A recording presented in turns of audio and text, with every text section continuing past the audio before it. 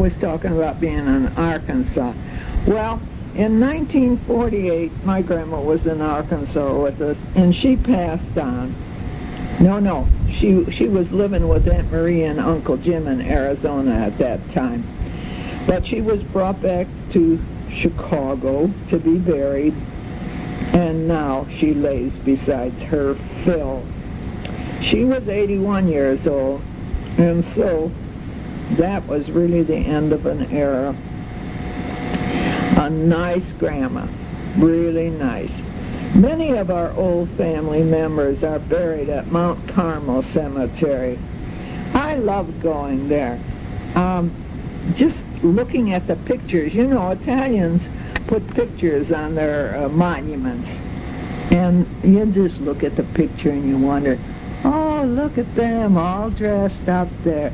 Wonder what they did for a living. You know, how old were they when they were dying? And this and that, and you're looking and looking. I just enjoyed it. And on my tombstone was Ralphie.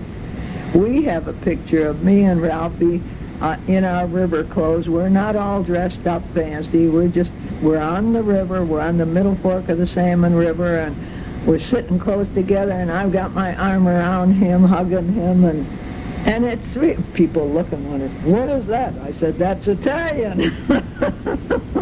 Every time you go there, you look, you know, it's wonderful. They don't do pictures anymore. Us and Mrs. Green over at the other end of the cemetery is the only ones with pictures. Too bad. In all our travels, I always dragged Ralph to the cemeteries, and as far as I was concerned, the older the cemetery is, the better. The next year, we went to Tinley Park to live, and we were going to see if Jim could get a good paying job. Now, he got a job at Buddha Steel Company for a while, but, you know, he was a Southerner. He did not like the North. He did not like the cold weather. He didn't know any good old boys that he grew up with. He didn't want the people on the job to tell him what to do.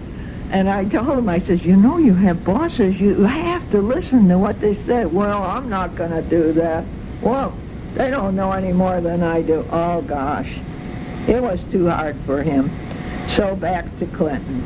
And then it was hard for me in Arkansas. I couldn't do it down there. No money, bills, no money. So I left in May of 1949. Now, Carrie said she would take care of the kids until I got settled, and I knew she would. You don't have to worry. If she was going to take care of them, that was going to be done. Then in June she called and she says, come back, pick them up. Tommy's crying his eyes out for his mama all the time.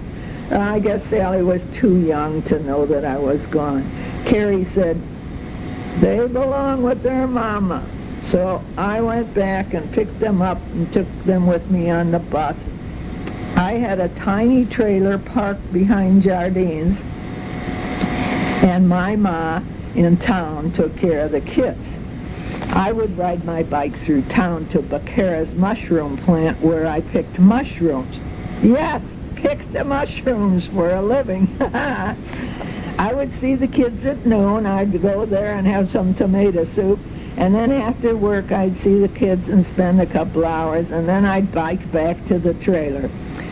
At that time, I was 140 pounds. Can you imagine? From 95 to 140. Oh! And I lost 40 pounds. I think it was all that bicycling, the tomato soup, and the fruit, and working, you know, and worrying, more worry. So in March of 1950, I got a paper saying in the mail saying that I was divorced, and the reason was Carrie said she heard me tell Jim that I didn't love him. Of course that wasn't true. They just wrote that down. And Carrie wasn't that type of a person. And Jim and I kept our talking to ourselves. We didn't talk about our problems out in public. We always talked in private. But anyway, it did the trick. the divorce went through.